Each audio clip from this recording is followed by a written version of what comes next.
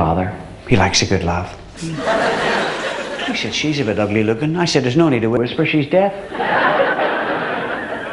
I'm lucky to get her, she's one of a set of twins. How do you tell the difference? I said, her brother's bald. I said, her father's a Red Indian, her mother's Scottish. What do you call her? I said, Hawkeye the New.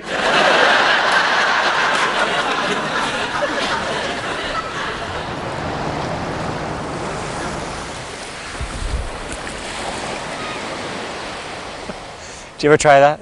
Skimmers is called.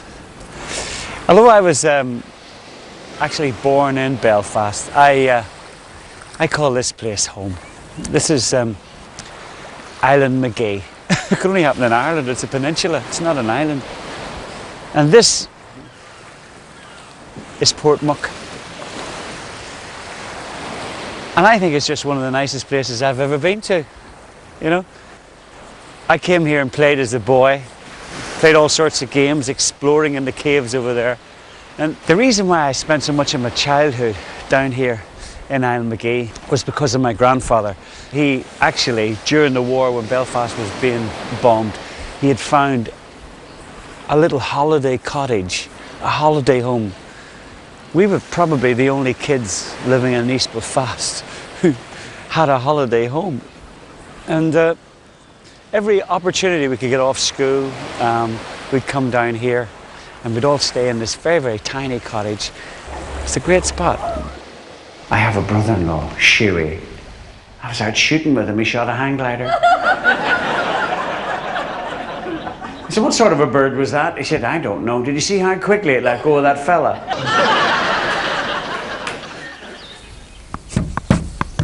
I'm sure you're wondering what I'm doing here. This is a game we used to play when I was a kid. It's called keepy up, keep the ball up. You either kept it up with your head or your fist. And this is the barn door of Jack Hill's farm where I spent all my boyhood. Inside there is all the potato machines were gathering up, the reapers were gathering up, and his horses stayed in there because it was all horses in those days. And right over here, which is a new building now, but my grandfather's little cottage was there. And look at that view. That's what we woke up to every morning. Beautiful view. But it's great to be back home in Belfast, ladies and gentlemen, because it's so changed now. Some beautiful restaurants here, aren't there? Yes. We went to this restaurant last night, Richard. Beautiful, wasn't it? Half Jewish, half Japanese. It was called Sosumi.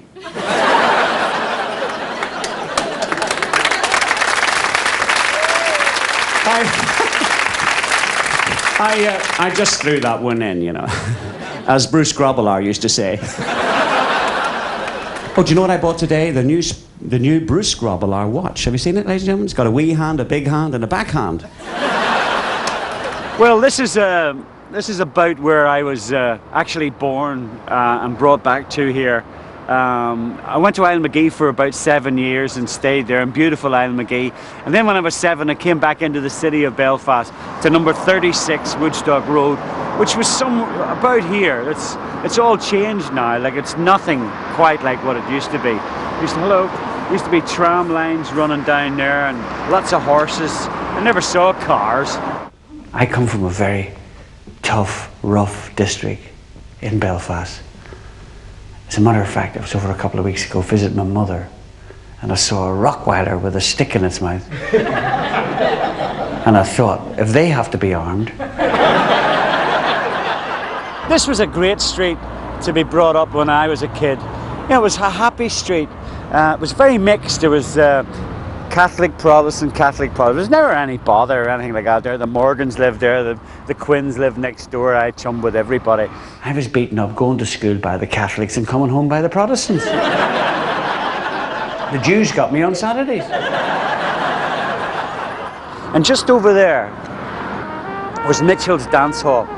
I used to lie on a summer's night and just listen to the music with the windows open and all the dance music of the day. The Glenn Miller songs were coming out, and it was always the trumpet that seemed to rise above the band, you know, Cherry Pink and Apple Blossom White, Know My Papa, and songs like that. And I just was in a dream world. It was like actually being in some South American town, New Orleans or something like that. But it wasn't. It was the Woodstock Road. And my mum used to collect the tickets in the cloakroom. and the band would play, and if the singer didn't show up, my mum used to say, "Oh, Roy will sing for you." So I got the odd few shillings for singing there. Oh, we had some funny neighbours in our street. We had the Kenyans. Can you lend us this? Can you lend us that? My mum said, "Can you lend us 2 slices of bread, please? And would you cut them with the jammy knife?" And there was a little tiny shop there, a little grocer's shop. And I used to go on a Saturday morning. My job was to go and get 2 plain loaves with big black crusts. And the woman that owned the shop, she had a bacon slicer, and she was the first woman ever. She invented, in my humble opinion, sliced bread.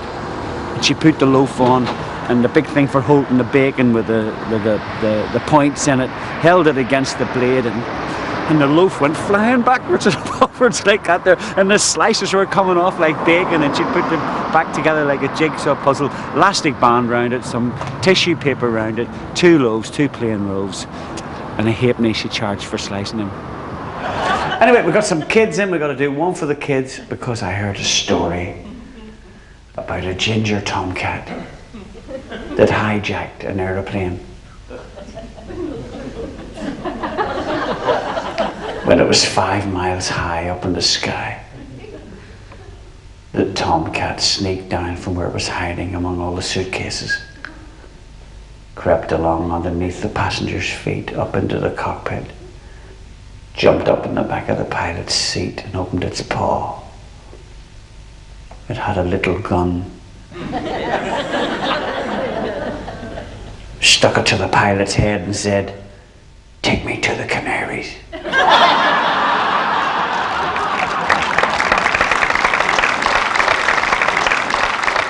When I was about 9 or 10, a car arrived in Belfast. My fame as a boy singer had stretched the whole way down here to Magee, to the Second Presbyterian Church, which we're in now.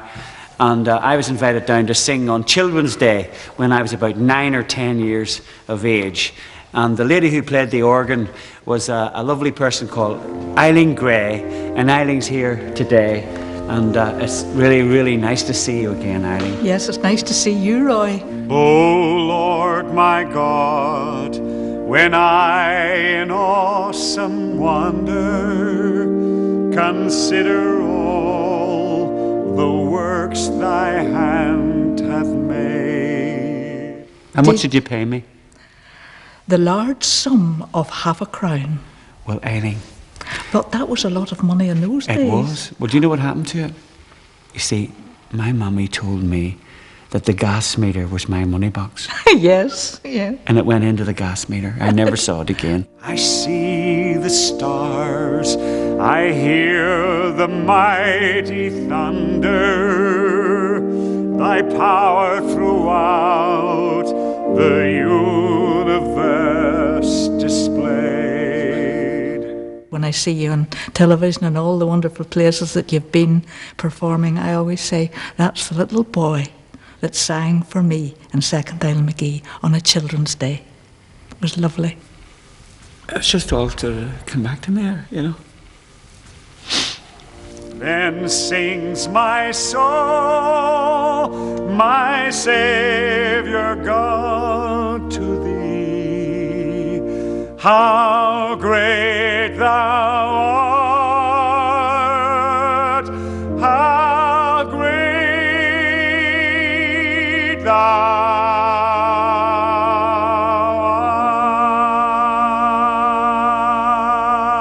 art! Some boys were really good with girls at school. What was those games we used to play? Hey, doctors and nurses. I was always the ambulance driver. Had braces on my teeth the first time I kissed a girl. My trousers fell down. Hey, over here, over here. Oh, nice one. Right, Ginger. Hit it. Nice one. Hey. Boys, what's the name of your team? Rosetta. Rosetta. You see that school over there? That was my school, Park Parade, and I used to play football for them. But not with equipment you've got. These are fantastic strips you've got. Can I have a look at your boots there, please? Look at them there, fantastic. David Beckham would wear them, Michael Owen would wear them.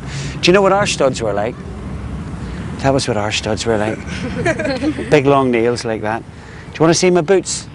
These boots, I scored a goal, right, in the qualifying of the cup, the school's cup. Have a look at them. They were my granddad's boots. He went to work every day in them boots. And one day, when he wasn't working, I borrowed his boots and I hammered them studs in there. One there, one there, one there, one there, one there, one there, and 4 on there, right? And I went running down, feel the weight of them there, feel the weight of them, feel them toe caps. Nobody came near me, everyone was afraid of me. And I toe pointed with that one, the winning goal. Went through everybody about 100 miles an hour. And they qualified for the cup, went on to win it. So after the match, I had to get these studs out, pull them out, and take them back to my grandfather. So forevermore he complained them boots were leaking. He could never understand it. He never knew that they scored the winning goal.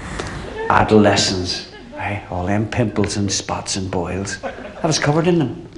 I fell asleep in the library. I woke up, a blind man was reading my face. Well, here we are on the Lisburn Road outside. This fabulous building used to be the Majestic, and it was a haunt of mine. I used to love the cinema. I'd go and see movies 3 and 4 times over and over. And a friend of mine and I had been to the cinema, and we'd come out and we were discussing the movie right here. This was a car park in those days, and there was a few cars parked, and a couple of girls come out and started to chat to us and what have you. And we were, I was 15, he was about 16 and a half. I was about 15 and a half. And the girl said, where do you live? You know, we said, here, where do you live? And they said, Dunmurray.